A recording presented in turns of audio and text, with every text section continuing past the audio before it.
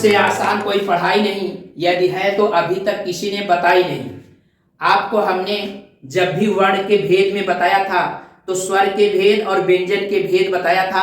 उस समय भेद बताते समय भी हमने आपको आगाह किया था कि यह जरूर ध्यान रखिएगा कि किस आधार पर यह व्यंजन के भेद होते हैं या स्वर के भेद होते हैं।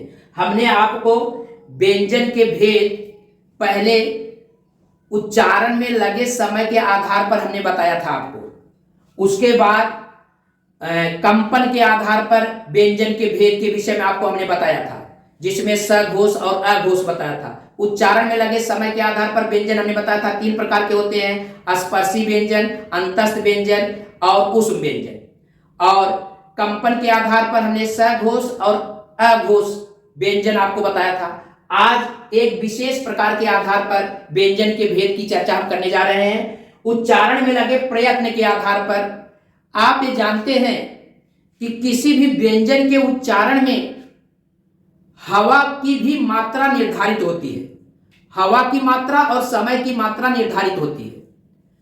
तो वायु की मात्रा और समय के मात्रा के आधार पर व्यंजन के मुख्य रूप से 2 भेद होते हैं। जैसा कि हम सामान्य तौर पे जानते हैं, बिना हवा के तो पत्ता भी नहीं हिलता। तो व्यंजन के जो वर्ण होते हैं उनका उच्चारण भी इस वायु के ही कारण होती है। और वायु से ही आप जानते हैं सभी ध्वनियां बनती हैं, वायु के कंपन से ही ध्वनियां निकलती हैं।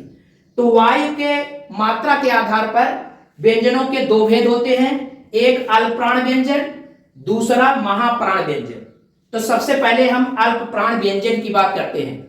वे व्यंजन, इनकी परिभाषा है, वे व्यंजन जिनके उच्चारण में कम समय या कम हवा की मात्रा लगती है, यानी वायु की मात्रा कम होती है, उसे हम अल्प प्राण, अल्प माने कम, प्राण माने वायु, अल्प वायु की मात्रा वाला जो व्यंजन होता है वो क्या कहलाता है? अल्प प्राण व्यंजन कहलाता है।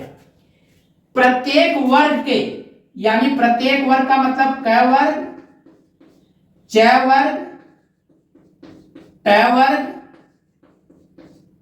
और त वर्ग, प वर्ग, प्रत्येक वर्ग के पहले, तीसरे और 5वें, जो 5वां वर्ण होता है, प्रत्येक वर्ग के पहले, तीसरे और 5वां, पहला वर्ण, तीसरा वर्ण और 5वां वर्ण अल्प प्राण व्यंजन कहलाता है।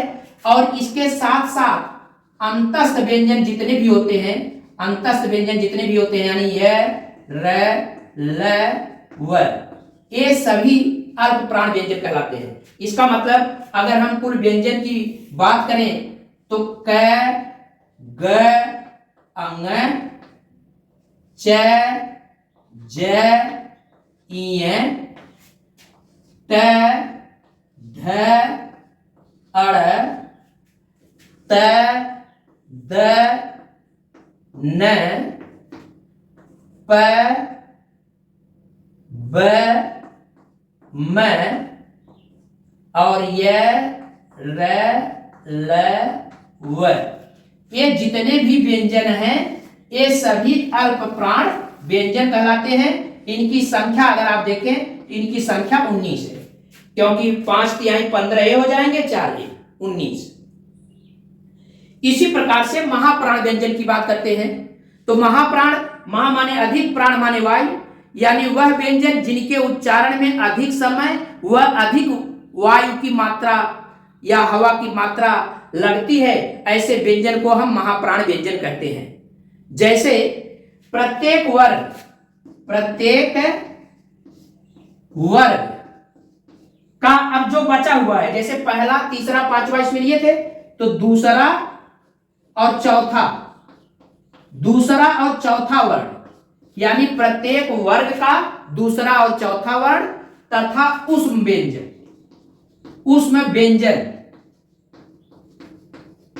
यानी स, ख, स, ह, यानी दूसरा और चौथा, अगर क वर्ग की बात करें तो दूसरा और चौथा का मतलब हो जाएगा ख, घ।